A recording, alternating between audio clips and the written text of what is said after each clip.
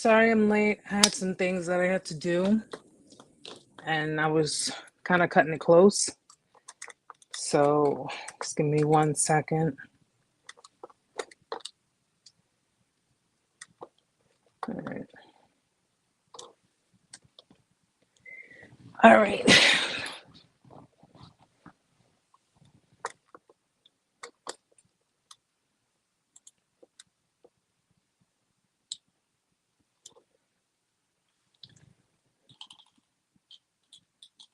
Should be fine.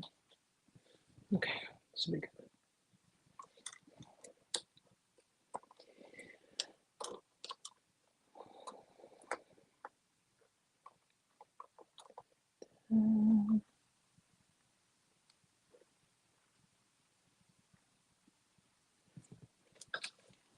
Okay.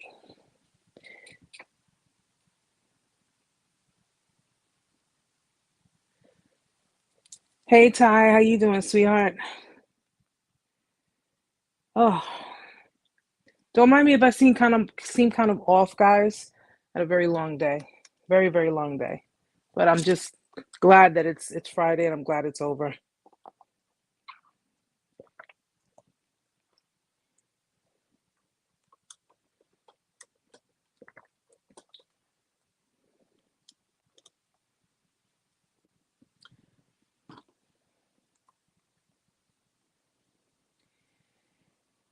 Hey Kelly, we got O, we got Robert, Kareem, Stella. Thank you, girl. You know I try. I try. I'm really going out with the short hair. I'm really going out with the short hair. I love having long hair, but short hair is just so much, it's so much better for me.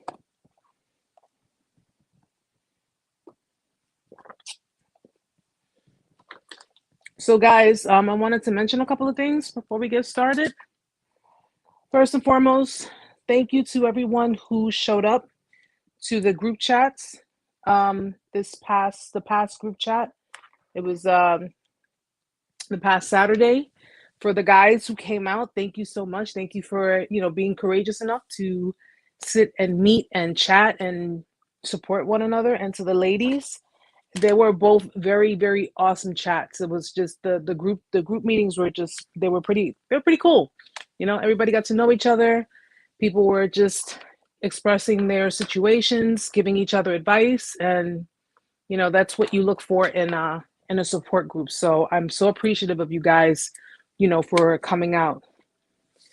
Thank you, official. Yeah, I when I chopped it off, I wasn't playing.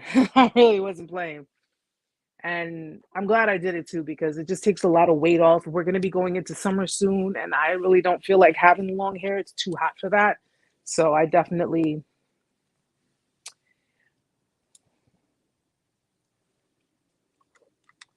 Oh, can you see? Thank you, Kareem. Thank you. Thank you, Robert.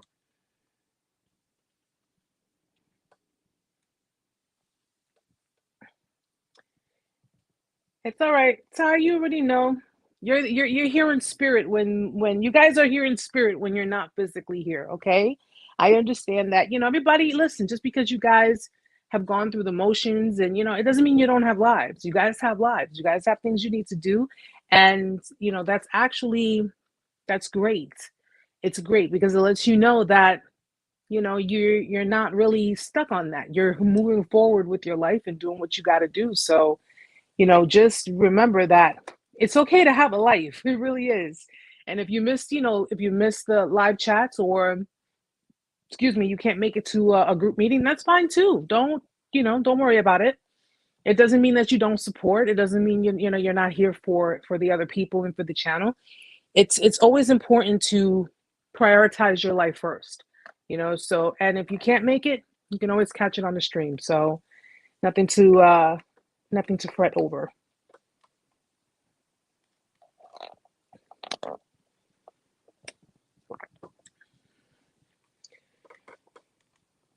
So guys, so yeah, again, thank you for coming out. I'm gonna give it a few minutes just to let a few more people come in, and then we'll get started on it. But thank you for for coming over, for just, helping other people who are going through the motions. It's not easy to get support when you're dealing with situations like this. So, being there for other people is what it's about. It really is what it's about. And of course, there are still some slots open. We are doing on the 20th. I believe it's the 20th. We're on the 18th. Yeah, the 20th. Men, 6 p.m., women, 8 p.m. All right. But this time, the group meetings will be held on Skype, guys. I'm not going to do it on Zoom anymore. It's too complicated, and you guys know what I mean. we got booted out and had to keep, resending links and doing all of that. So at least with Skype, we can do unlimited talk time and not have to worry about, it cutting us off. So I will send the Skype details. I think I'll do that over the weekend in case you are interested in doing, the support chat, the support groups. It'll be on Skype rather than Zoom.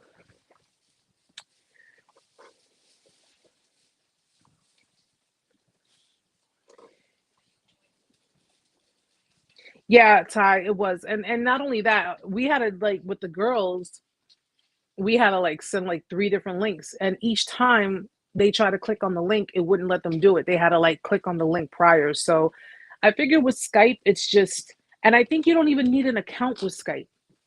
They have, I think it's called Skype Meet Now, where if I send you the link, you can sign on just as a guest and it'll automatically connect you. So that's even better. That's even better. You don't even have to have an account with Skype. You don't have to. So it works for, it works for all of us. So guys, so yeah, I wanted to run over a few things because last week I did a live, earlier this week, I did a live on TikTok, and I was actually talking about, which is something I wanted to talk about here as well, vulnerable narcissism and grandiose narcissism. And the reason I wanted to talk about that was because a lot of people who go through the motions, they go through the situations, they really think they have an idea of what it is they need to look for and what it is, the signs they need to look for, which a lot of you do, which, I'm glad that you do. But sometimes because people get general ideas of what a narcissist is and what their tactics are, what they end up doing is they end up not really looking for the pertinent signs, meaning the signs that correlate with that particular type of narcissist.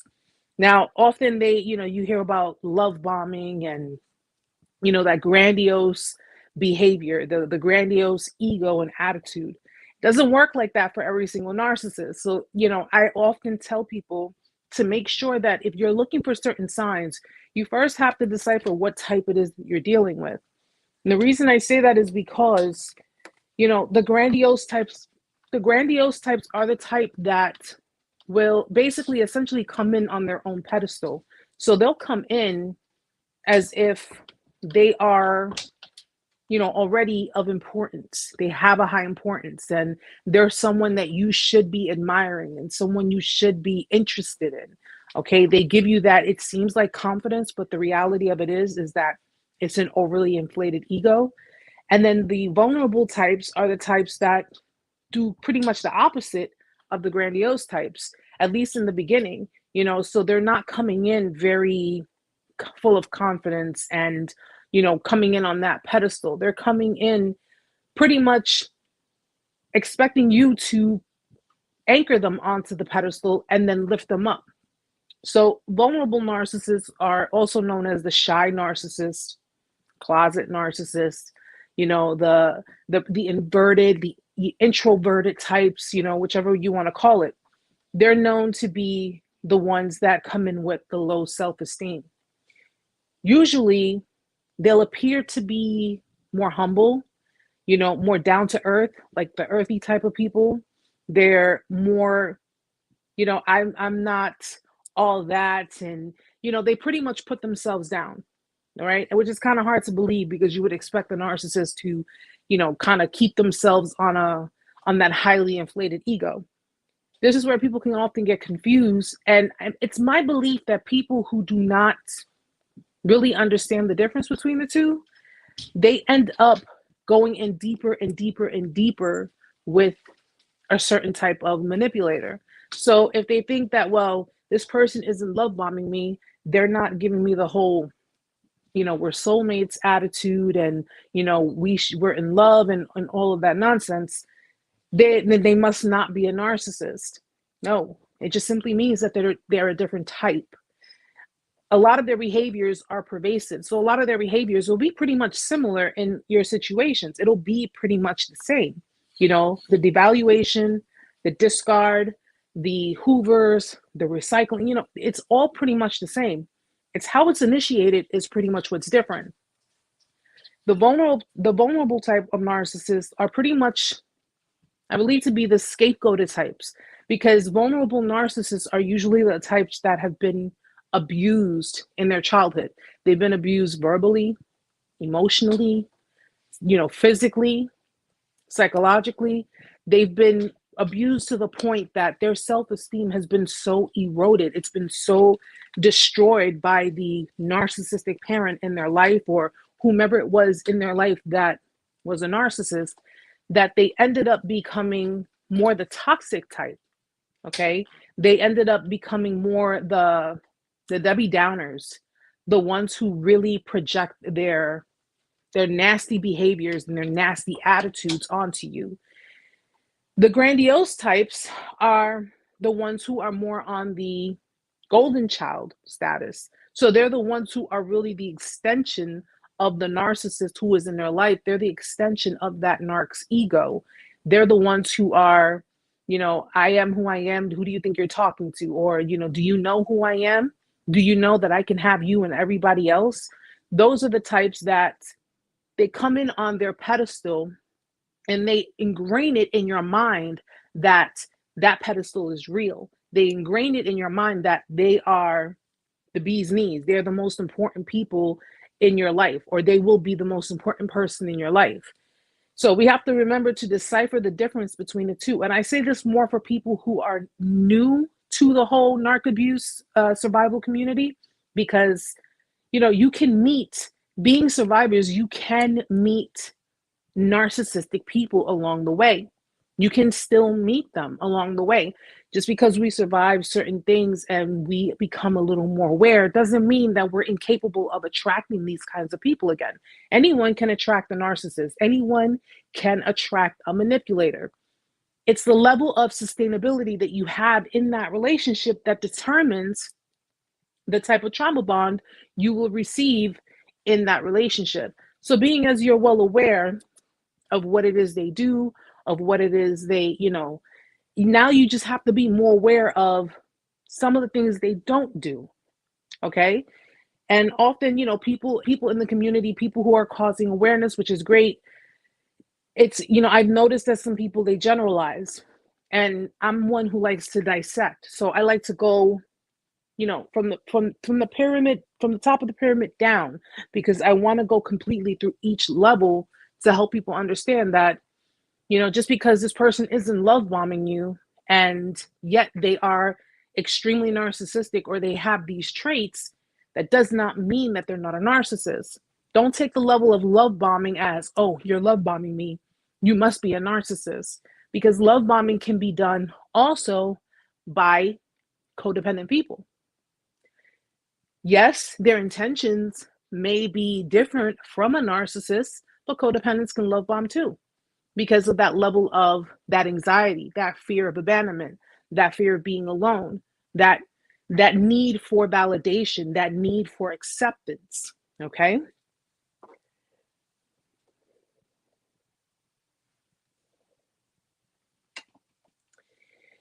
Yeah, Sella. When there's more than one child in the dynamic, I mean, the roles can be switched up.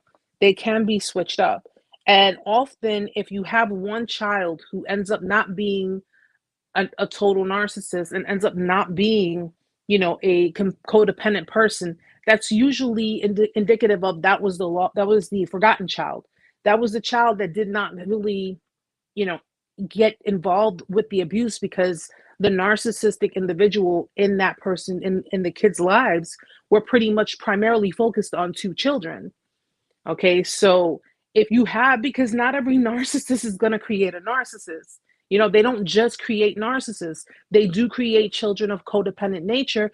And just like I said, they do have children that are considered the forgotten children. So those children did not partake in the abusive behaviors, where they can end up just being the black sheep, where they're going against the grain with the narcissist. They're standing up to the narcissist. But because there are children that are, in that category of being the forgotten children, they have a better chance of having healthier relationships, especially if they self-educate, or if they just choose to be a little more logical in saying, this is just does not seem right because the outcome is very toxic. So I think I'm just going to try something else. Narcissist parents will create, a narcissistic child, but they'll create a child who's codependent. Both children are going to internalize their pain differently. There's a different way to internalize it. Okay. The codependent child is more attached to the pain, the feeling of the pain, in that they just want to be loved. They just want acceptance. They want approval. And a lot of the time, what I notice in codependent relationships, if you've ever dealt with someone who's a codependent, you'll notice that with codependents, they're more clingy. They're more like maternal or paternal. They're about taking care of, the partner, or taking care of everyone else. They're about, just overdoing things, over-pleasing, trying to over-please people, trying to people please and just keep everybody happy. And in return, they just want they want the acknowledgement, but they really want the gratitude. They want to feel appreciated. Okay. That's how a codependent child who comes from a narcissist or narcissistically abusive parent, that's how they internalize their pain. Someone who becomes a narcissist is pretty much adopting the same behaviors as that abusive parent. So they're just adopting the manipulation, the scapegoating behaviors, the selfish behaviors. They're adopting them and they're applying them to their own relationships. Hi, Queen.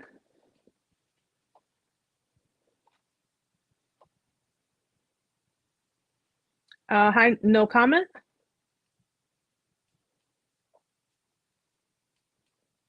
Give me 1 second.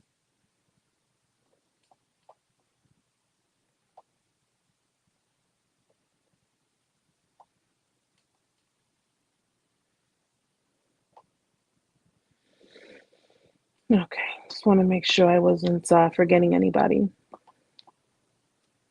But yeah, so just let's just, remember, guys, that even though narcissists have a tendency to have a lot of the same behaviors when it boils down to relationships, they may not all start off the same way, which can kind of throw people off. It can throw you off with regards to, what to expect next or what's going to happen. And to be quite honest, if I had to, even though I would never ever choose to, but if I had to choose between which type of narc I would deal with probably the more grandiose as opposed to the vulnerable narcissist, because the grandiose ones, that shit just, you see it. It's right there in your face. Like you cannot not see it. It's very overt. It's very flamboyant. It's very noticeable, with the grandiose sense of self-importance. And the vulnerable ones, those are the tricky ones, because those are the ones that come off very, very like calm, very just, humbled, mild-mannered, low tones. And then over time, it just gradually builds and boom. And then you don't know what the hell you got yourself into.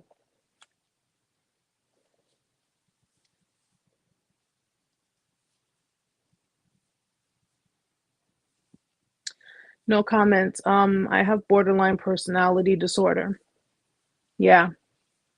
See, borderline personality disorder is, I'll give it in layman's terms in case people are, wondering, which I've done a video. I've actually done, I've done a podcast on it too. And I'm very familiar with BPD because I've had people in my family who suffered BPD. It's a form of, self-distortion.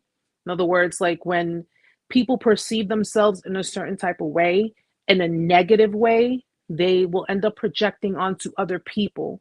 And by projecting onto other people, basically, it's like saying, I think of myself this way, therefore, that person probably thinks of me the same way I think of myself. And it's hard for people who suffer BPD, because it's not, you see, here's the difference between borderlines and narcissists. Okay, though the behaviors seem similar, because I know a lot of people get it confused, where they think, if someone who's a borderline is actually a narcissist and vice versa. It's hard for them because it does take therapy, it does take help in helping with regards to the terms of self-perception. Okay, it's hard for them to get close to people because they end up doing things that, it's kind of like being so scared of something bad happening that you end up doing something which eventually causes that effect. And it's the crazy, this is not the crazy part, but the most interesting part about it is that people who suffer BPD have a bigger want to get help for their issues, to get help for what it is that they are going through, as opposed to narcissists. You have a better chance of possibly having a more conducive type of relationship with someone who has BPD than you do with a narcissist. Okay, and a lot of the time people will, again, they mix up narcissism with borderline personality disorder, histrionic personality disorder, antisocial personality disorder. And above all of those, which are all cluster B personality disorders, which is, emotional, erratic, it's people with borderline actually come to terms with their issues and they want to get help for it. And they try to seek the proper help to get, just because they don't want to be that way. They don't want to act certain ways towards people. So I give it to you, whomever, I give it to you, and I give it to those who want to change change these things about yourself, because narcissists, they don't see themselves as having issues. They don't see themselves as being the problem. To admit, and this is a narcissist talking, to admit that I have an issue will mean that I have to admit I have flaws, and I spend all my time wearing a mask pretending to be perfect. And it's sad. It truly, truly is sad.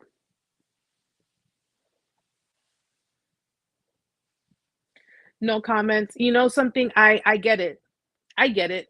Trust me, I do. I at one point, and I thought I had borderline because it runs in my family. And I thought I had it because I was looking at the different signs of borderline, and I was, trying to figure out, but, I do not have borderline, but I come to terms with, after I was, pretty much shown that I suffered just a severe case of codependency. And, it's kind of like, you want the closeness, but you're scared of it. You want to have a connection, but at the same time, it's like you have a barrier there, and it's all about recreating that self-perception. That's really what it's all about, recreating, reprogramming, and, just getting the proper help and the support that you need to really not just come to terms with it, but to actually say, something, I can actually overcome this. I can actually, leap over this and have healthier connections, and borderlines are aware. They're self-aware. That's the thing. They are self-aware. They know what their issues are. They know what they have to do. And a lot of them do try. They do try because they don't want to be, in that space, in that energy. I mean, listen, just like a narcissist, a codependent, a sociopath, none of these people wanted to be born with, let me rephrase that, not born with, but they were not born with these issues. Other mental health issues in the family, yes, they heighten the problems, but it's really a matter of perception. If you really think about it, it's a matter of how you perceive things, and whether it be self-perception or external perception, it's all a matter of how you perceive them. And if you spend time thinking about yourself that nobody loves me, nobody wants to be with me, I'm a horrible person, and you're filling yourself with all of these negative things, you eventually end up projecting that onto other people because you are under the assumption that because I think of myself like this, these people think of me like this. And this is what actually causes the friction in your relationships.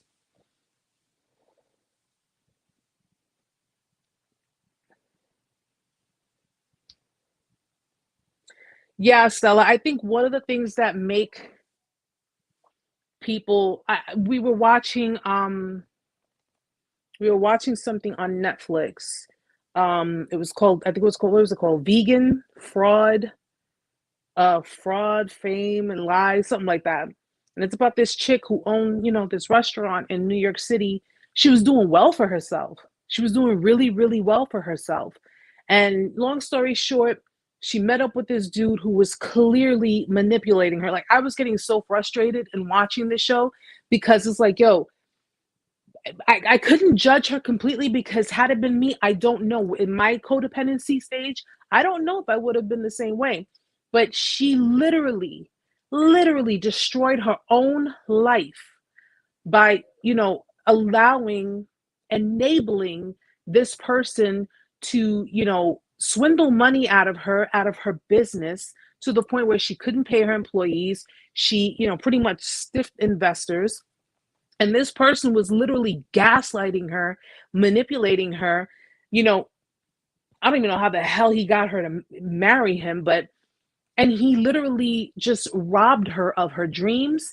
And again, I can't put the full blame on him because even though she was, in this situation, she still chose to make certain decisions. She chose to make certain choices to the point that it destroyed her reputation. She went to prison and everything because she was all like $6 million in the hole just from dealing with this guy. And what he was doing, it was very similar to the Tinder swindler. He was taking her money. He would tell her, withdraw this, withdraw that. She gave him, like, at the beginning, like almost $1.8 million. Then he swindled money out of her mother, lying to everyone else, creating all these fake accounts, giving her this whole lie about how he was part of the CIA and everything. Like, people are fucking crazy, guys, and we have to be very, very careful.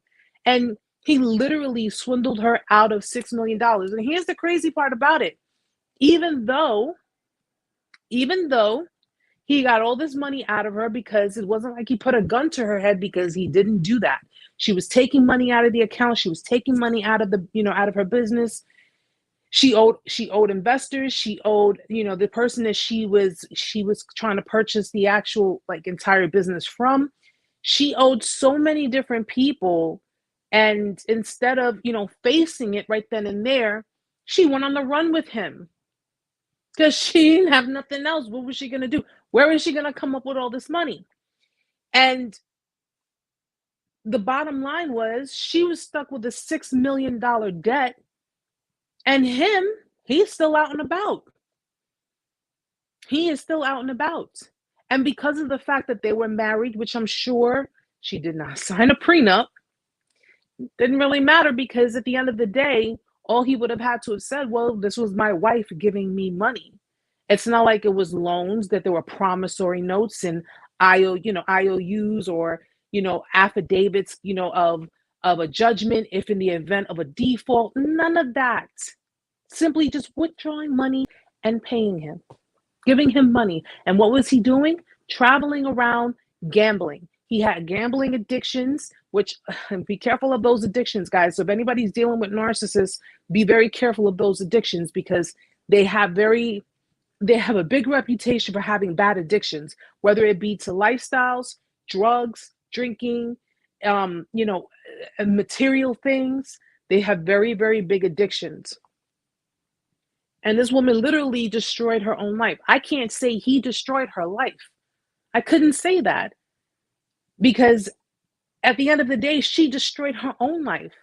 She let it go too far, and it got to the point that because it went too far, and every single time he would call her and say, I need $40,000, I need 10. First and foremost, I'm not a cheapskate. I'm going to tell you right now, that could not be me. You're not calling me saying, give me $50,000. And there is no penis in the world that's worth $50,000.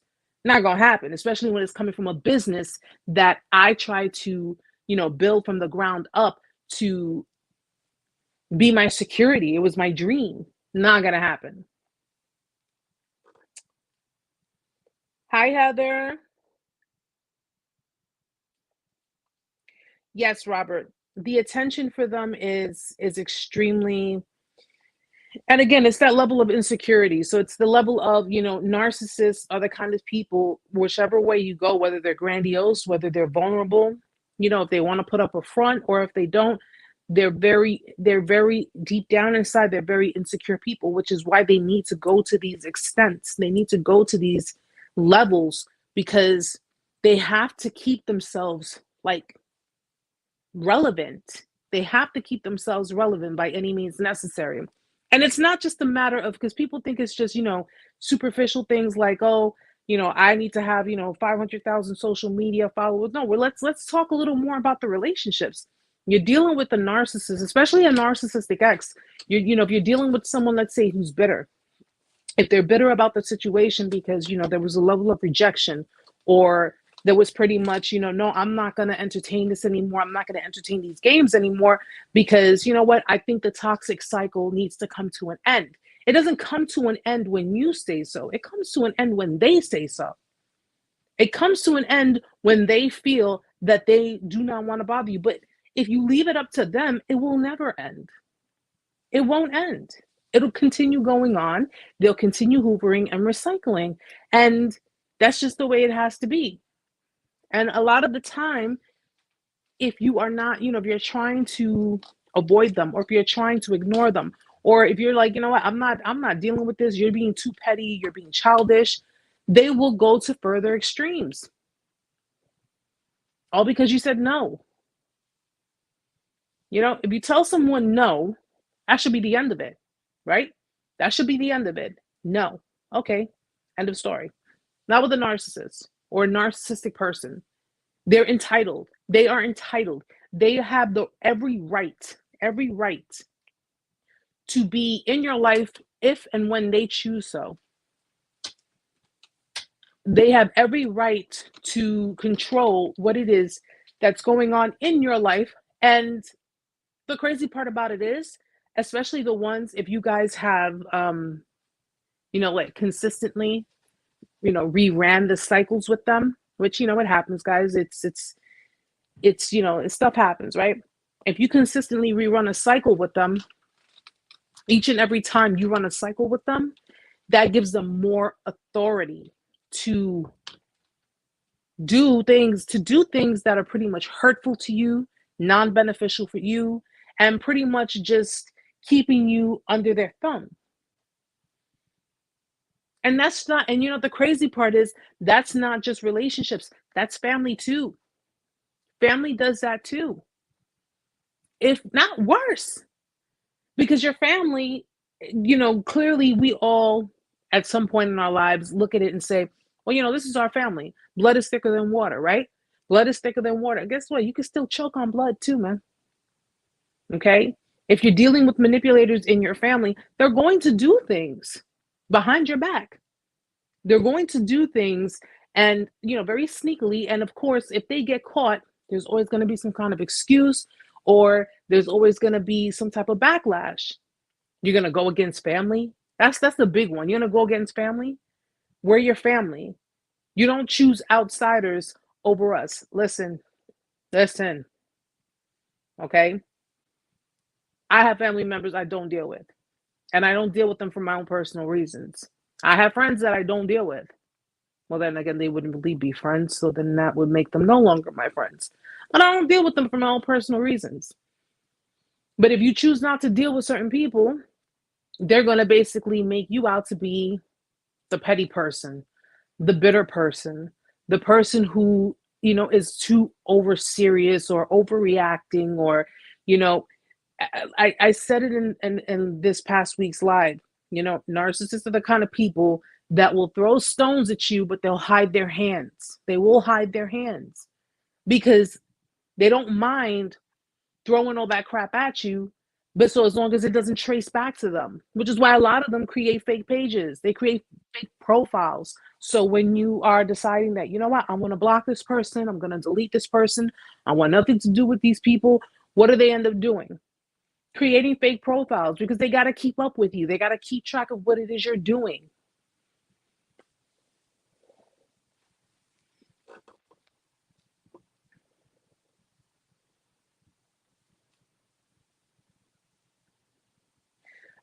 Cicely, by the end of the situation with the narc, she was going out with barely any clothes, and I'm not controlling, but you could see everything. That's because they reach a point that it's like, okay, if you say something, if they do something that they don't normally or they didn't normally do, I'm not going to say don't because, it's just something that they did not normally do for the duration of when you were together, and all of a sudden they're starting to do it now. Usually, I'm a firm believer, like when it boils down to the stages, like coming up towards the discard, if they're getting bored with the relationship, if they are seeking outside of your relationship, where they're not really trying to cut things off with you, but they're trying to just see what's good out there, where they're kind of holding on to you with one arm at arm's length, but they're really trying to grasp, reach out to whatever else is out there. They'll start doing things they know will irk you, they know will get a response out of you. And this is not to make you feel like, oh, well, though they love any kind of reaction you can give them, even if it's jealousy or anger or what have you. But it's, again, to pretty much make you feel like it's well, no, let me go back. It's to help. It's not to help. It's to undermine your confidence. It's to get you to believe that you are being too damn insecure. You're being insecure. You don't know what you're talking about. What are you talking about? I'm a grown woman or I'm a grown man. I could do what I want. Who are you to tell me what to wear? And they'll make you appear as if you're being the controlling one. You're trying to control the situation. But meantime, they will have said any and everything possible towards you if you had done something that they did not approve of. If you had done something that wasn't sitting right with them or wasn't fitting for them, they would have no problems, no issues running their mouth to you or saying what was on their mind. You do it, you're controlling. You're trying to tell them what to do. You're trying to take over their life. You're trying to force things to happen. There's no winning with them. There really isn't.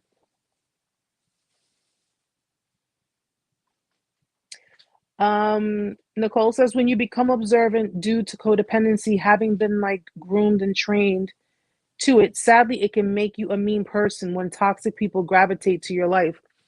And you can pick up some trait. I mean, codependency is toxic too, guys. It's toxic because codependency signifies it signifies fear of abandonment, fear of rejection. Okay? It signifies fear. That's pretty much what it is. It's all fear-based. So what ends up happening, being a codependent person, you're going to attract two types of people. You're going to attract avoidant type of people, which is usually, the narcissistic type of people, or you're going to attract healthy people, but you're going to be toxic towards healthy people. Your actions become toxic towards other people who are securely attached, that, don't really have much trauma, very independent people, very confident people, their insecurity levels are at a minimum. Codependency can also ruin good relationships. Being a codependent person can be self-sabotaging too. But when you are in a relationship with a toxic person, when you're in a relationship with a manipulator, because they have shown you the sweet side of them, they have shown you the flowers and hearts and candies and all the sweet stuff that, every relationship, which is why I think a lot of relationships and marriages are, are idolized. They're idolized because of what's being put out there, what's being put out on social media and what's being put out here and there. It's idolized. So when you think, oh my God, I'm getting the same thing that this girl, gets from her boyfriend and that guy gets from his girlfriend, it's like for a codependent person, man, you're giving them golden nuggets for someone, because someone who's codependent is someone who is very, very insecure and anxious. Very insecure and anxious. So when they get involved with someone and that someone is attentive and that someone is nice and loving and showering with them, it doesn't even have to be with gifts. They're just showering them with affection and attention. It's making that person feel desired, feel wanted. And what's kicking in is because that person has been craving the emotional connection probably since their infant years. They've been craving that connection, and what happens? They end up attracting the kind of people who will take advantage of them. You can have someone who's a beautiful woman or a gorgeous man. You can have someone who's just, a nice person, and, they may even seem popular, but someone who is codependent, it's going to show in their behaviors. It's going to show in their actions too. And when you stay hinged to a relationship, with a relationship that's toxic, and only because that person manages to traumatically bond you by giving you good behavior, bad behavior, good behavior, bad behavior, and it's got you going back and forth, that's a problem. That is a problem, especially when someone knows that you're willing to do for them whatever it takes to keep them happy, to keep them in your life, even though they know they're being toxic with you. Not worth it, man.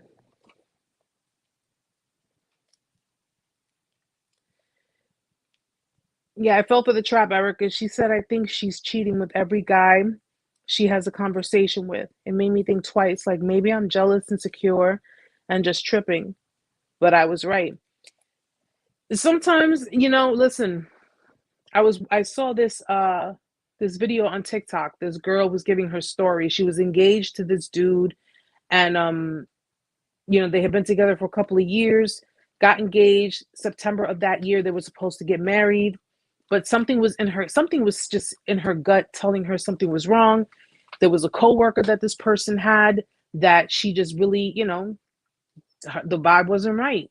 And she asked the fiance, and the fiance, is telling her, you're crazy. I love you. We're getting married. Why would you think that? And just straight up gaslighting her. And long story short, they ended up, postponing the wedding because he said he was the one who suggested it. Maybe we should postpone the wedding because you clearly don't trust me. You clearly just, need some more time and she's thinking to herself, maybe I am being insecure. Maybe I am making things up in my head. Maybe that's gaslighting. That is gaslighting. He goes and suggests postponing the wedding because she doesn't trust him. Oh, you don't trust me? I don't think we should get married. So now he's presenting to her, I'm being the courteous, kind, fiance, and actually saying, you know what, maybe we should just step back for a second because I want you to trust me and I need you to be sure that you want to marry me. He's putting that in her head.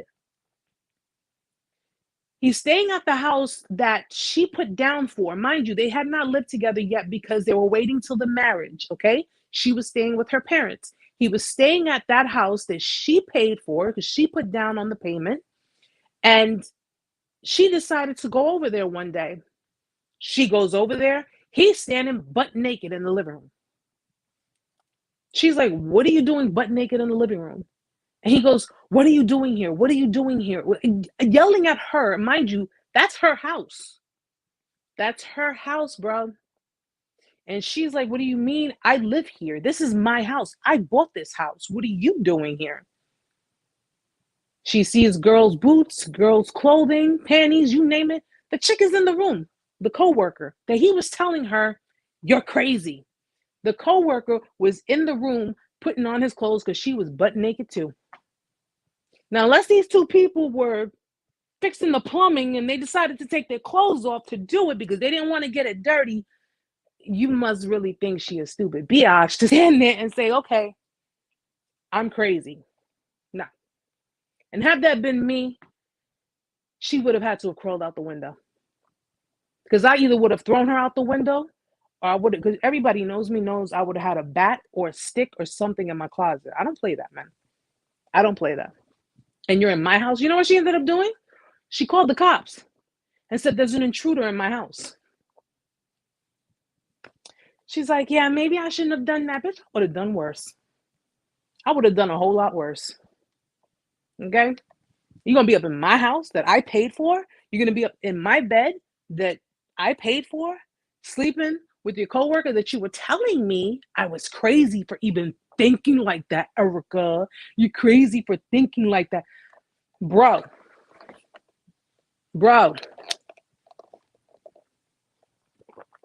No.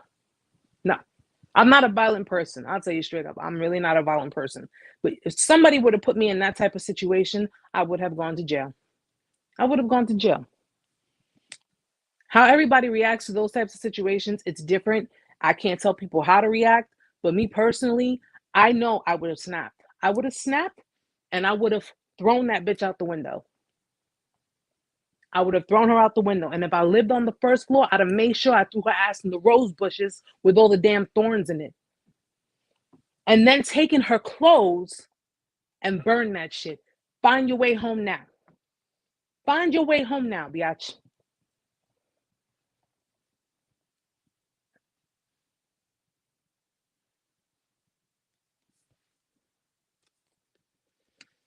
Yeah. Oh, hell yeah, Heather. Hell yeah.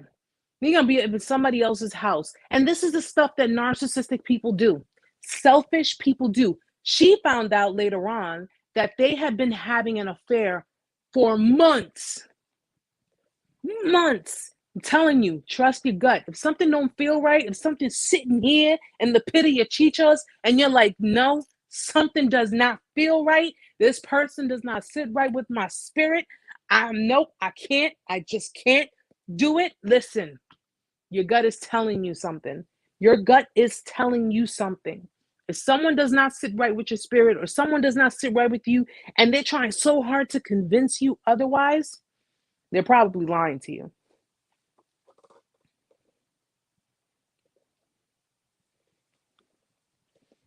Oh, I'm sure, Ty. I'm sure he did.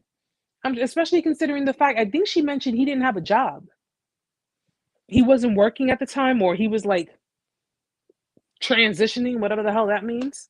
So she was clearly the one who, she was the one who put down on the house.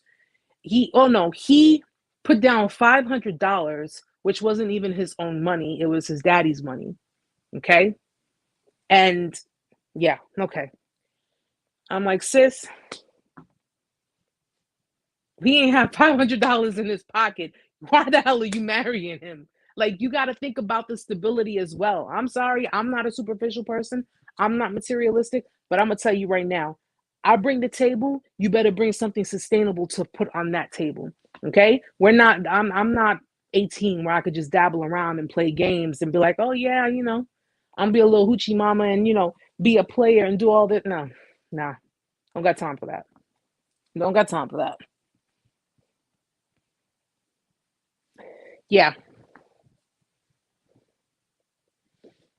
Stella, Erica, when I saw that girl walk out of my ex's front door, I threw a gift I had at her. At her head, she started walking away so fast. You should have. You should have. Listen, I come from a place called Brooklyn, okay? And I've seen females do way worse. Way worse. And just for kissing. Just for a chick kissing their man. Okay? It would have been me. I'm sorry. I'm sorry. Listen. Listen. No, no, no, no, no, no. I don't play that. I don't play that. I've been always, and I never understood that. Like when they go for new supply, if they know that, the new supply clearly like looks at you like you're bitter, they look at you like, oh, that person got nothing better to do. They're talking shit and nah, they're doing all that. Like and they're thinking that, oh, well, I took your man or I took your woman or whatever. Listen, how you get them is how you lose them. How you get them is how you're going to lose them. So if you took them from someone else, you really think that person is going to, first of all, for you to take someone's partner away from them, okay, that person that you so-called took from them clearly has no moral compass, which means that's pervasive, sweetheart. If they didn't have a moral compass with me, they're not going to have one with you either. And that's something that a lot of the new supply don't understand. This is why I say, if the new supply is, jumping on the flying monkeys bandwagon, or if they're sitting there saying, oh, you're bitter and you're this and you're that or whatever, listen, don't even entertain them. Don't bother them. Let them have them. Let them go through it. Clearly, you got to learn sometime, right? They got to learn sometime. Let them see what it is. Let them see what it feels like. Let them see what it is they're going to be dealing with. I don't got time to be sitting here playing back and forth with no little females or what have you, talking about, oh yeah, you just mad, you just jealous. I'm the one who changed my number. What are you talking about? What? Go have them. Get a taste of what that would be like. Deal with that yourself. Don't come at me with no nonsense.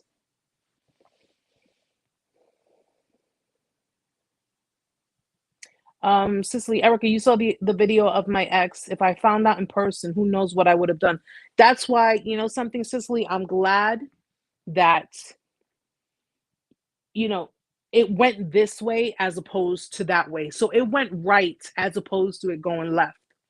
You know what I'm saying? I'm glad that it, even though it happened, which, it's kind of bittersweet, right? It's bittersweet.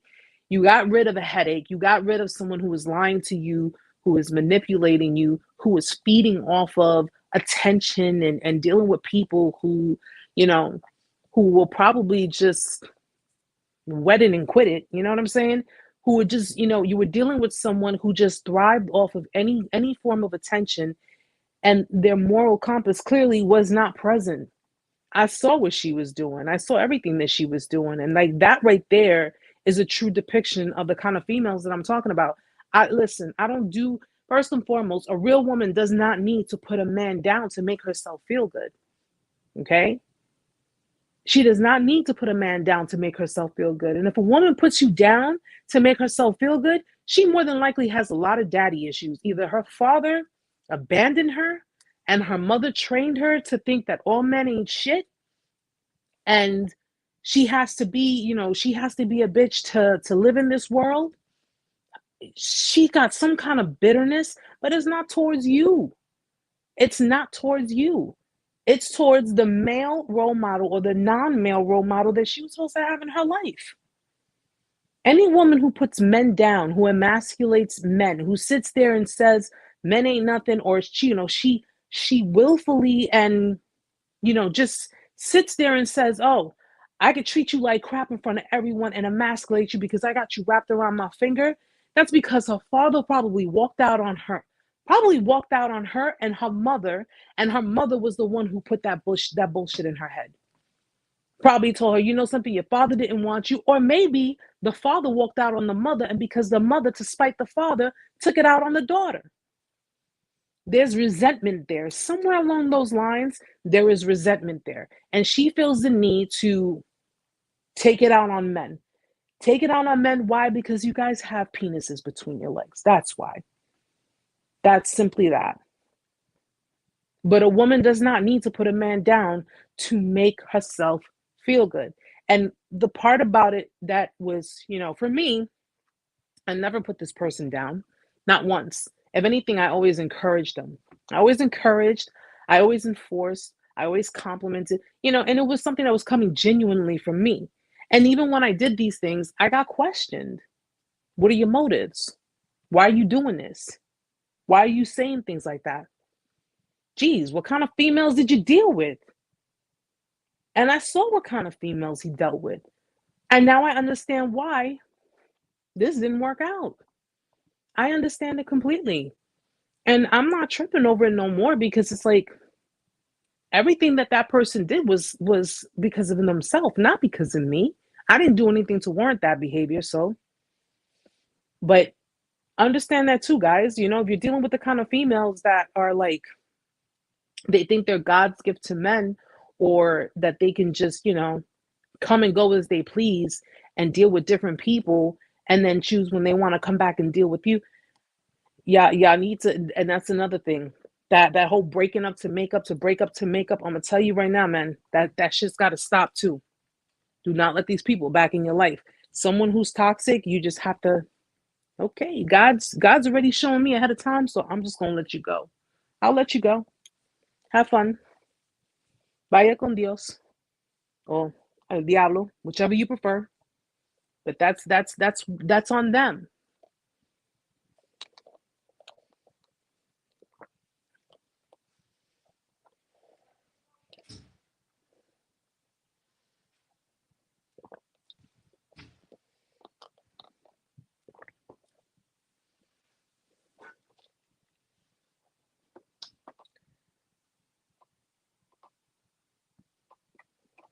Yeah, I can't.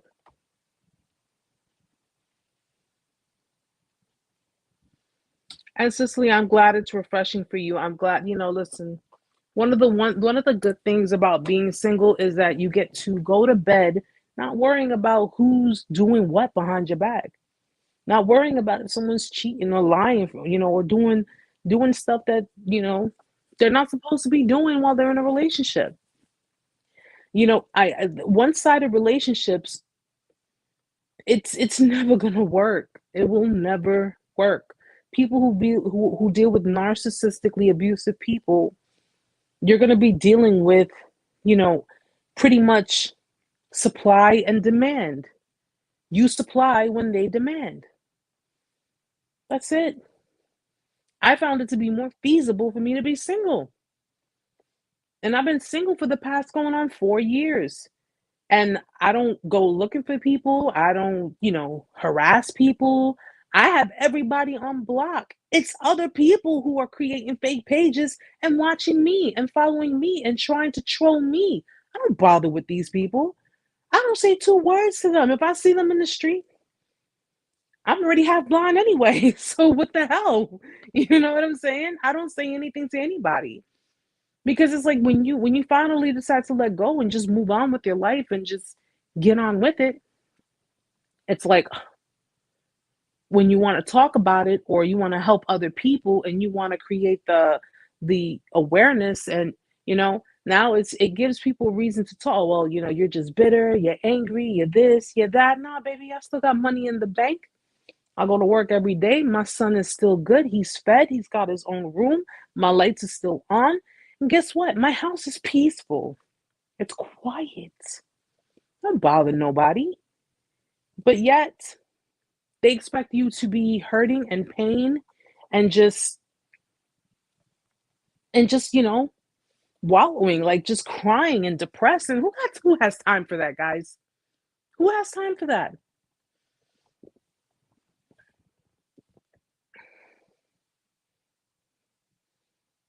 Thank you, Stella. Thank you, Robert. Yeah, it's something I learned, guys. I learned a big lesson from all of this. And the one thing I could have done one of two things. I could have just, turned away and moved on to a new relationship and said, screw it or whatever. Or I could be doing what I'm doing now, which is what I'm doing now. I wouldn't want anybody else to endure this pain. And I wouldn't want anybody else who's going through this pain to face it alone. I know what it is to face it alone. And trust me, it's dark. It's dark, it's painful, and it makes you feel like you're going crazy. It really does. Okay, I went through it all too. I went through it all too. I went through everything that you guys can possibly think of, and it's just down to the point that I'm seeing spirits. I said, "Oh no, no, no." Okay, I gotta let this go. Gotta let this go. I've never seen a spirit in my life. I have never seen a spirit in my life, ever. But when I saw a full spirit walking right past me, that's when I was like, yeah, so how do we do the cord cutting? Like, how do we break the soul tie? How do we do that? Oh, no comment. Thank you, sweetheart. Hi, Butch.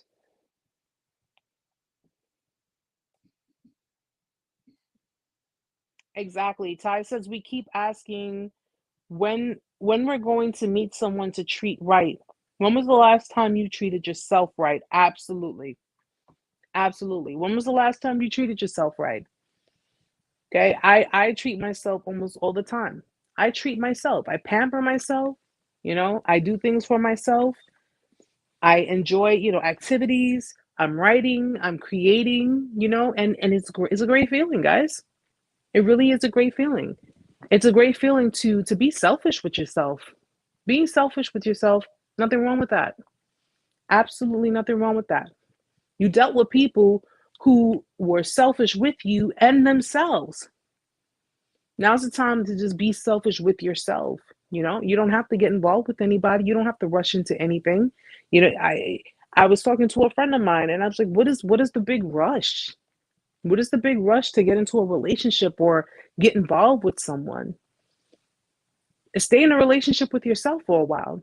Take yourself out, you know, do things for yourself. Get a massager, massage yourself. Go out there and just go to a movie. The movies are open now. You guys can travel, and I don't know where like with you guys, but over here the vaccine mandate, has been lifted, and a lot of places you're not required to wear a mask. Take yourself to the movies. Go enjoy yourself. You can sit in the movie theater and, you know, if you're anything like me, you'll get a movie. You'll oh oh Robert, thank you, sweetheart. Thank you. You get a, you'll get a go. Well, if you're anything like me, I like to sit by myself. So I like to sit in like an odd number of the seats so people won't sit next to me. I don't know. I think this whole pandemic really pushed me even further, like pushed me further away from people. And I already don't like people in my personal space, so the whole stay 6 feet away from each other worked for me. But you know, there you go, Stella. Go to the casino. Go to the casino. I used to live by a casino. I used to live by one. It's not like a Vegas casino because in New York it's like, God forbid if you actually really have some fun. But you can always go like to Atlantic City if you live closer towards like the East Coast. You live like within the what the heck is it called? The oh my gosh, the area, like if you live like, what is it called though? This area like New York, New Jersey, Connecticut, the metropolitan. Yeah, I guess it's the metropolitan area. If you live close by, but Atlantic City's in New Jersey. If you live closer towards Vegas, hey, go to Vegas. Take a road trip. Get lost. Travel out and get lost, you know? Or get a bunch of friends together and just plan a trip somewhere and just start doing more for yourself. You deserve it. You earned it. Don't let these people have you feeling like you can't, you don't deserve it or you can't. No, no, no, no.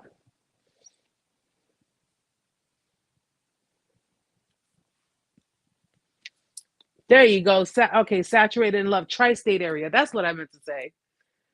My mind gets blank sometimes, guys. I'm sorry. I knew it was something. It started, and I knew it started somewhere with one of those letters.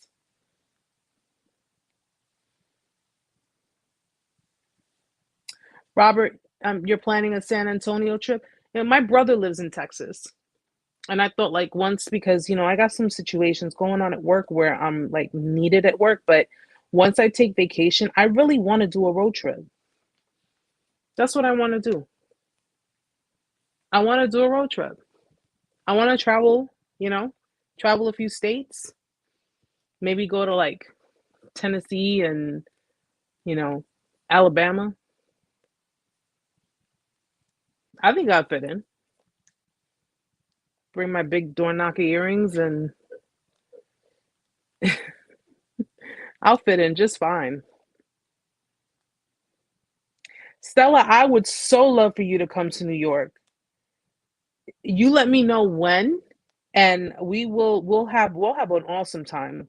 We'll take you to the city because everybody thinks New York City is, the skyscrapers and the, oh, what you see in Times Square and everything. That's just Manhattan, guys. That's just Manhattan, okay? And like, or when people see the Joker movie and they see the long stairs that the Joker was coming, that's the Bronx. You don't want to go there. I'm gonna tell you that right now. Don't go there. Please don't go there. Especially now. It's been kind of crazy in the Bronx, but I would definitely you come to New York. I would, we'll show you a good time. We'll take you out. We could take her to the South Street Seaport. She'll love it there. Um Ty, I'll definitely let you know. I'm telling you, I want to do a road trip. Maybe we should just do the trip to visit everybody.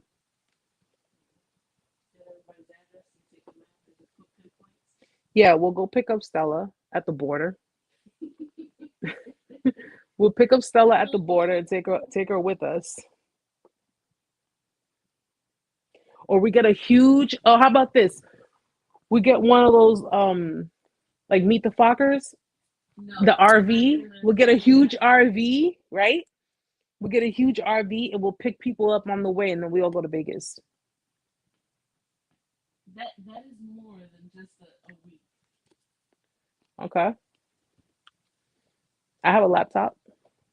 I know how to work from my computer.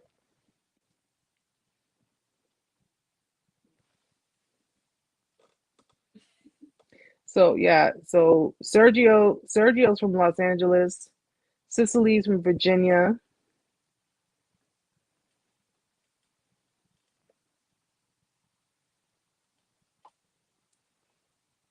Staten Island, Staten Island's cool. Staten Island's cool. The only thing I don't like about Staten Island is the fact that if I was to travel from Queens to Staten Island, that's like maybe about a 2 hour ride.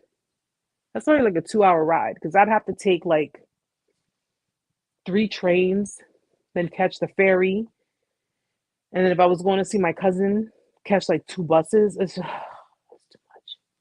It's too much. And the bridge, the toll on the bridge, what is that? $16 now? $18 to get on an island that should be part of New Jersey. Butch, Eric, I tried to take myself out and treat myself well, and I got into an argument with myself by myself. For 15 minutes later, I realized everyone was looking at me. You know what? Sometimes I talk to myself, Butch. Sometimes I talk to myself. I'm very transparent, Amanda. You already know that, so I'm not hiding anything from anyone. I don't get mad because you talk to yourself. You said who you talking to? I said to myself, and you said you called me a weirdo. No, because you just naturally are a weirdo. You know what? I can't stand you. But it's okay if you talk to yourself. I think people who are completely sane talk to themselves. It's like when you're trying to figure something out. So you're like, okay, you say, wait, did I put this here? No, now I remember I put it there. Like you reminded yourself of something that you had done that you thought you forgot. I'll tell you now, Butch, people who see you, if they were going to try to fuck with you, they won't do it now. They were like, oh, girl, he crazy. No, he's just sitting there fighting with himself. There you go.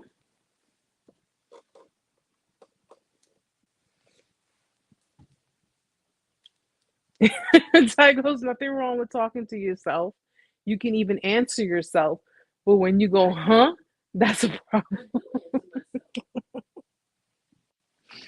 I don't know. I've talked to myself a few times, and it's I think it's normal. I think it's something we all do. It's something we all do.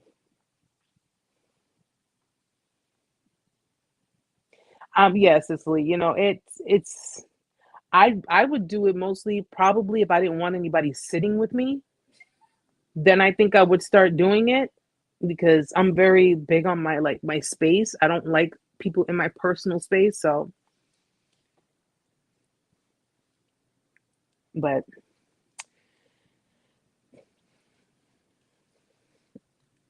here we go, Ty. I goes, I talk to myself because I love intelligent conversations. Hey, who better to entertain you but yourself, right? So,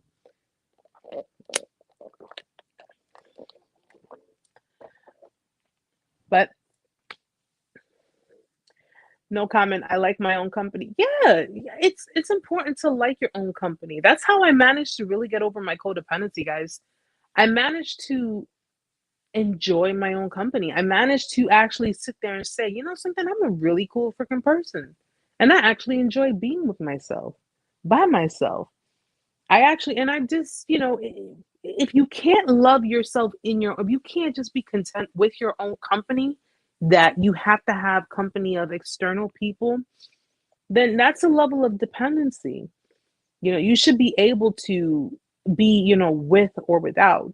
And for me, it was, I would always get very anxious. I would get like, okay, what is this person doing? Is this person doing this? Is this person doing that?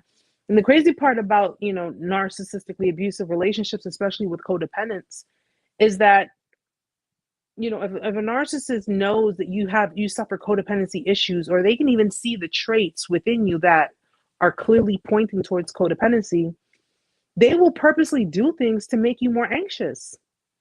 They will do things to make you more anxious. This is why I say don't fall for the nonsense when they try to exploit your insecurities. They will do things to purposely make you anxious. And it's a level of different things. Like I notice with inconsistencies or inconsiderations, like you're being inconsiderate, and yet when I say something about it, then I'm at fault. I end up being at fault for opening up my mouth and expressing how I feel about a situation because I felt that person was being inconsiderate. But because it was reflecting negatively on that person, I got lashing, I got yelled at, I got cursed out, I got told off. And I'm like, why is it a bad thing for me to express something to you, and you are, you're being this way? I remember one time I was having a situation, I was having a very personal situation, and it was really, really messing with me because I was trying to figure out certain things to do, you know? And I worked two jobs. So because I worked two jobs, my life was very busy, but it was very difficult because I had other situations going on. Me being with this person and knowing this person, knowing that I was dealing with a situation that I really did not know how to handle, and I was looking for the support of this person instead of being there for me when they knew that I was going through the motions. When I spoke to the person, I'm thinking, they will really be there to help me with my problem, because that's what partners do in a relationship. You're there for one another, you help each other. And rather than helping me, and I really felt like it was a bit of a crisis for me, this person was out hanging out with friends, playing pool or something, knowing that I'm going through something, and they'd rather avoid my issues and my conflicts because I don't know, maybe because they thought that not my problems, not my monkeys, not my circus, that's not my issue. So they were playing pool, they went out with their friends, they were, drinking, playing pool or whatever. And because I spoke up about it, and I said it just like this. And I don't have a problem even expressing it. I said, it's nice to know that I'm going through something. And instead of trying to ease or help me figure something out, you'd rather be out playing pool. I said what I had to say because I felt that person to be inconsiderate. And of course, I got the phone call. And when I got the phone call, whoo, I'm not even gonna lie, that man ripped me a new asshole. And I didn't know where to put myself. I didn't know where to put my face. I didn't know where to put. I was just so flabbergasted and just so like I cannot believe the words that are coming out of this person's mouth. They were so nasty and cruel that I had a right to feel the way I did because, you know, I would help you if you were enduring a crisis. I would be there for you at the head of the line if you were going through something because, you know, I'm your partner. I care about you. So I want to help you figure something out. And no, no. And don't get me wrong, this person, and I'm going to reiterate it because when I know for a fact that people who watch my channels and people watch my content and they would want to be like, oh, but what about the time I did this? Yes, with the exception that this person did help me get an apartment. He helped me get an apartment by just putting up some information and co-signing for me. That's what he did. I took care of everything else. I paid for the apartment. I paid the bills. I took care of everything. The only thing I needed was a co-signer. And even then, it's like pulling teeth, you know? And I considered that to be a grand gesture at that time because I'm thinking this person, you know, really cares about me. They want to see me, you know, be okay, which wasn't necessarily the beginning stage of it because the first thing I got asked is, well, why not go back home and just live with your mother? You know, that shit ain't never gonna happen.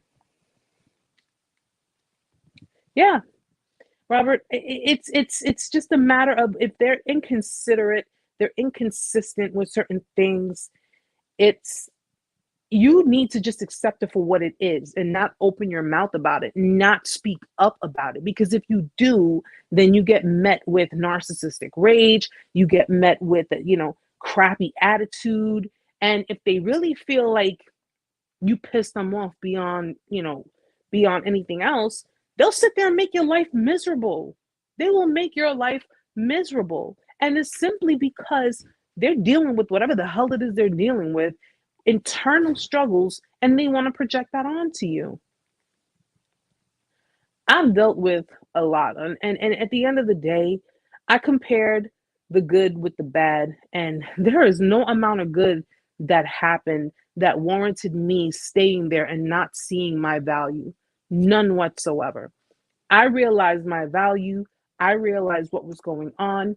I realized this person was gaslighting me. I realized that this person was playing mind games with me. He was giving me silent treatment. He was breadcrumbing me. I realized all of these things.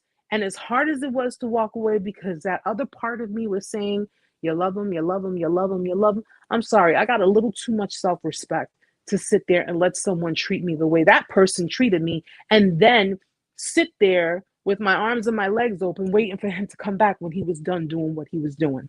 Was not going to happen. Was not going to happen. And I know for some people it may be difficult because, you know, going through a discard is not easy. Trying to end a cycle is not easy. But damn it, you got to try, man. You have to try.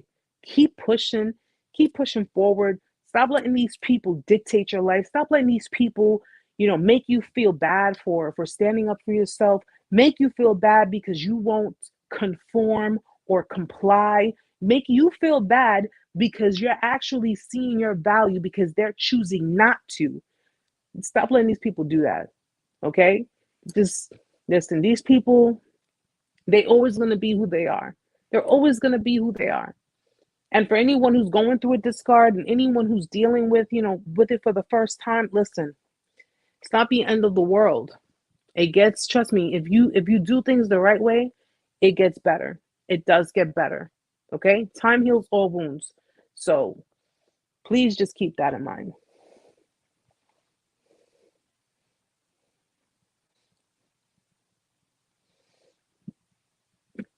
Yes, yeah, Cicely. That's that level of conditioning. She conditioned you to be used to, whenever every time she goes around, she'll play the music and you'll recognize that it's her. So now when you hear someone going by playing music, you're already associating that with her. Okay? That's conditioning. She was basically conditioning you to be responsive or reactive, or even trying to trigger you. It's possible, by associating the music and her driving by, with that music really loud. So just as long as you don't go outside and, have any kind of reaction, you'll be fine.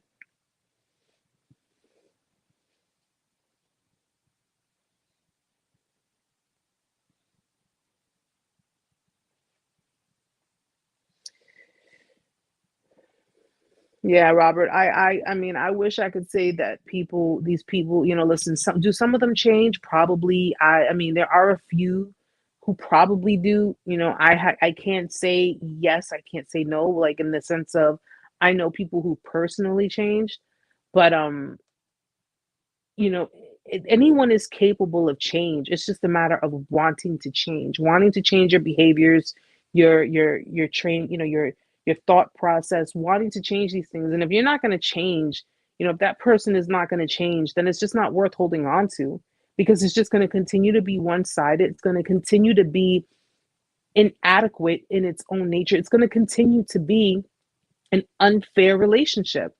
That's exactly what it is. It's an unfair relationship.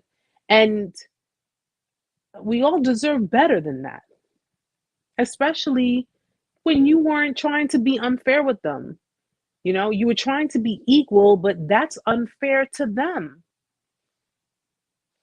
No, no. I say, something, at the end of the day, they're always going to show you. Even if they say things will be different, things will change. I can change. I will change.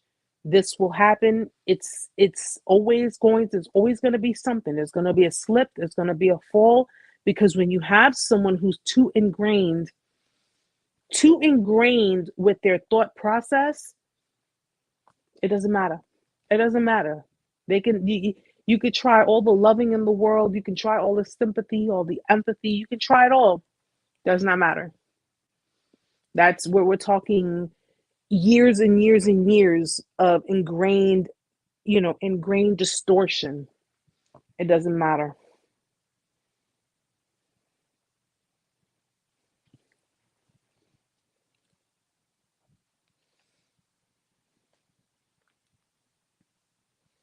Yeah, it's not.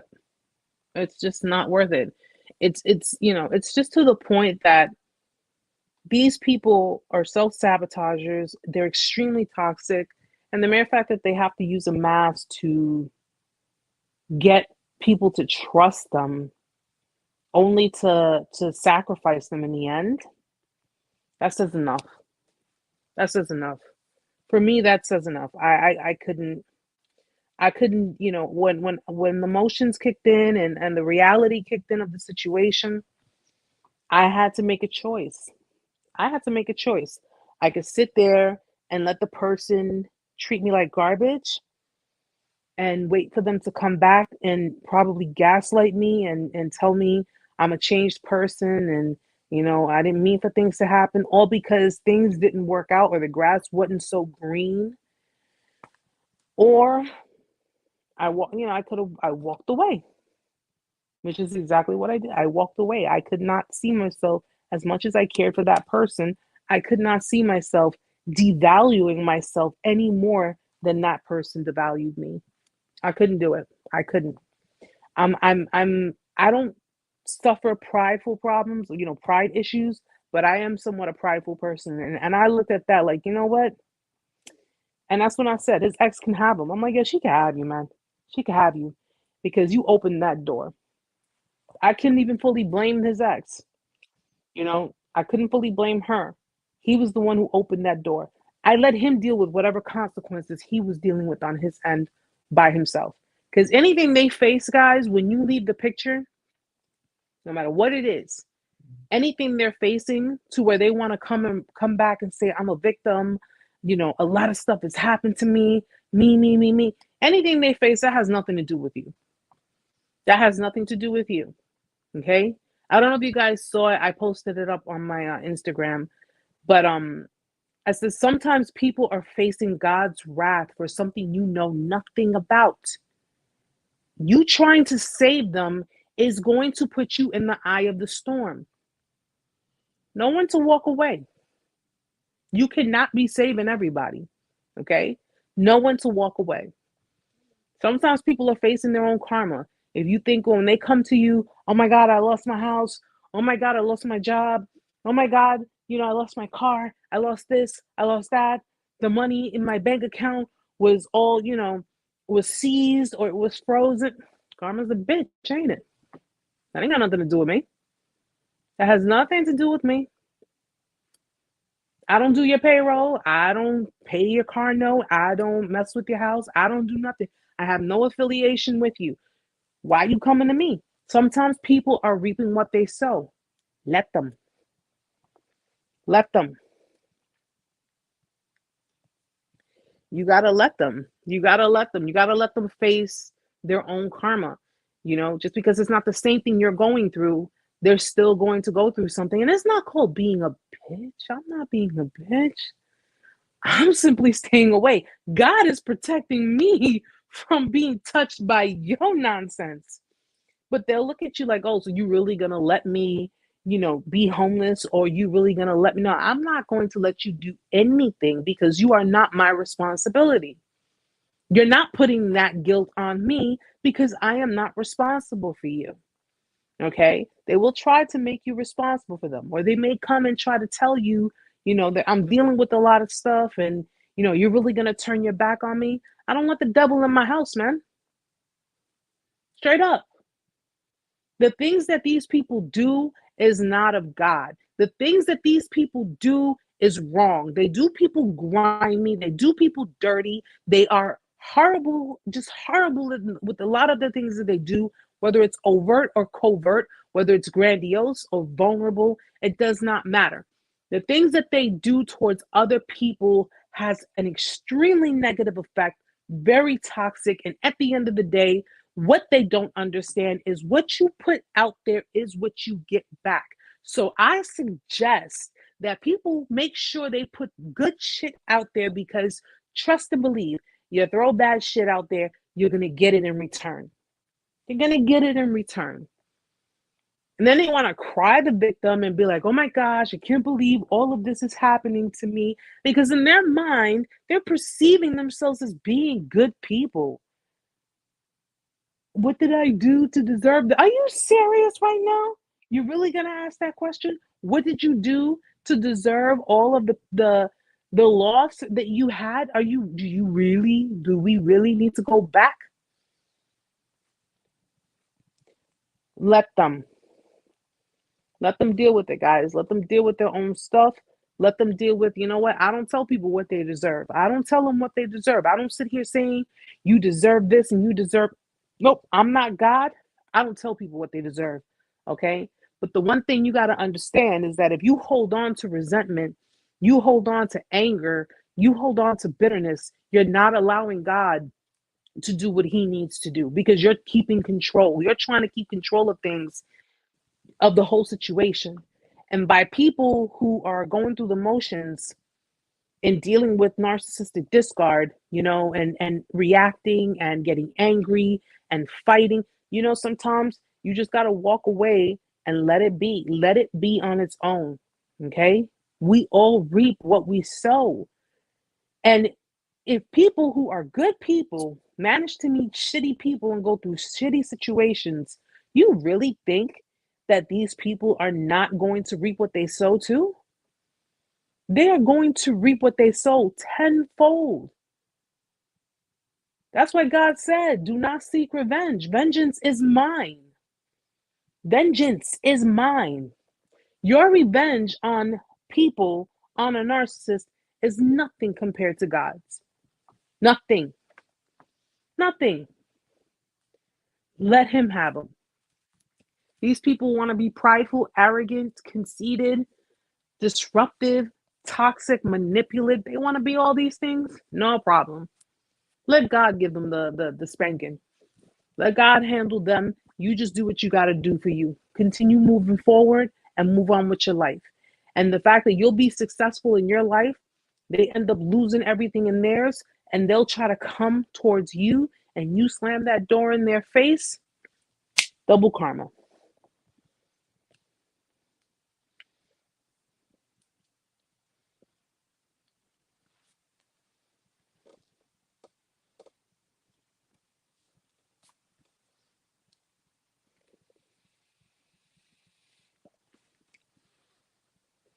Yeah. Yeah. Well, Stella, you know what? They spend a lot of time trying to convince other people. They'll spend time trying to convince other people that you're the monster. You're the one who is controlling, manipulative, a liar, what have you. They spend their time doing that. And I personally don't give a shit. They want to smear me, let them. The people who smear you are irrelevant, and the people they smear you to are also irrelevant. These people are irrelevant. Okay? I don't care what these people think of me. I don't care what anybody thinks of me. Since when does Erica care what a Two-Face thinks? I don't. I really don't. Okay? I don't care what whomever they're smearing you to, and whomever they're telling, oh, she was like this and she was that, they're all irrelevant. They're all irrelevant. They have no relevance in your life. They have no relevance in your growth. Does not matter. Does not matter.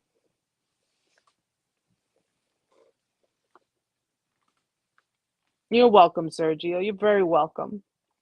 Yeah, these people don't, what matters most is your healing, guys. The healing, the progression you're making, the progress you're making, everything that you're doing, moving forward, that's what matters. That's what matters. Let other people deal with them. Okay? Let other people deal with them.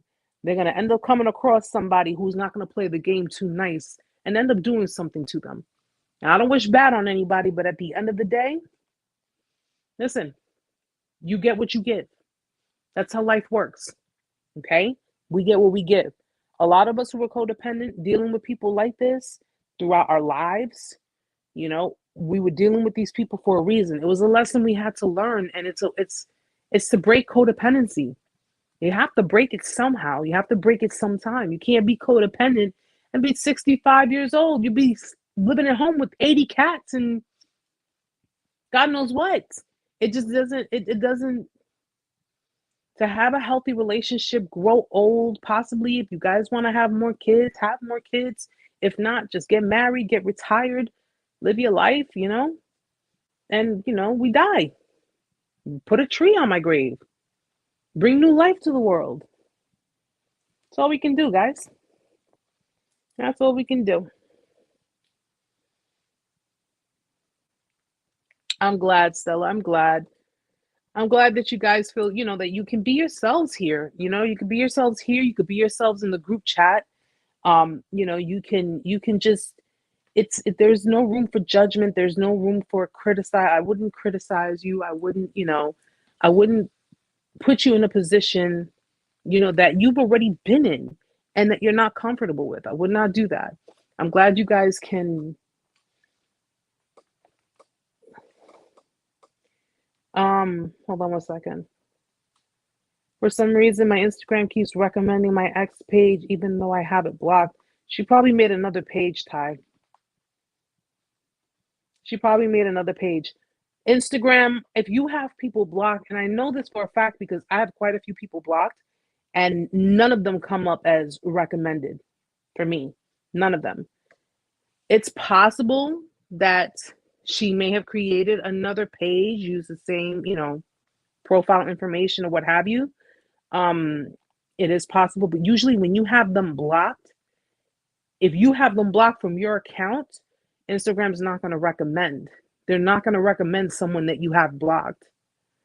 So it's possible that she may have made another page.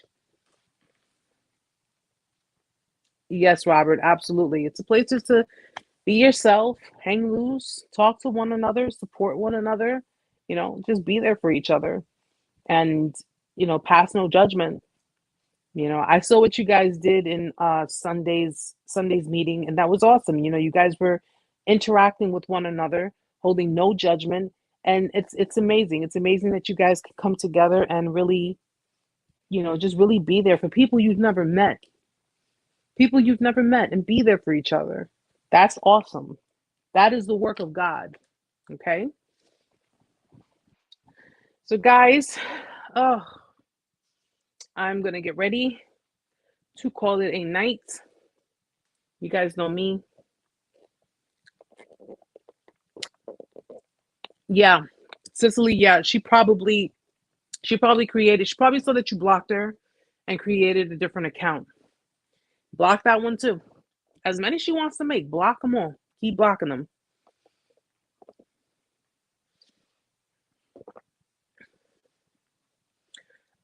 Stella, has anyone had abuse amnesia? Nope, not me. I remember every damn thing. Ain't no amnesia over here. I remember every damn. I remember what happened when I was 6 years old in the first. What was it? First grade? That's probably the one time I don't remember something. I remember everything. I remember every damn. You just don't. This is something I don't forget. I don't forget. I don't forget the words. I don't forget the times I was, you know, physically abused. I don't forget the emotional, the psychological. Nope, nope, nope. Ain't no cognitive dissonance, no dissociation over here. I remember everything. And it's because of the fact that I remember everything that mofos do not want to come to me and approach me, because they're like, yo, she just ain't letting it go.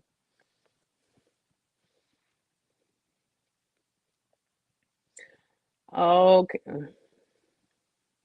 Thank you, Cicely. Thank you. Guys, thank you so much for being here tonight with me. I really, if you guys have TikTok, please join us on TikTok too.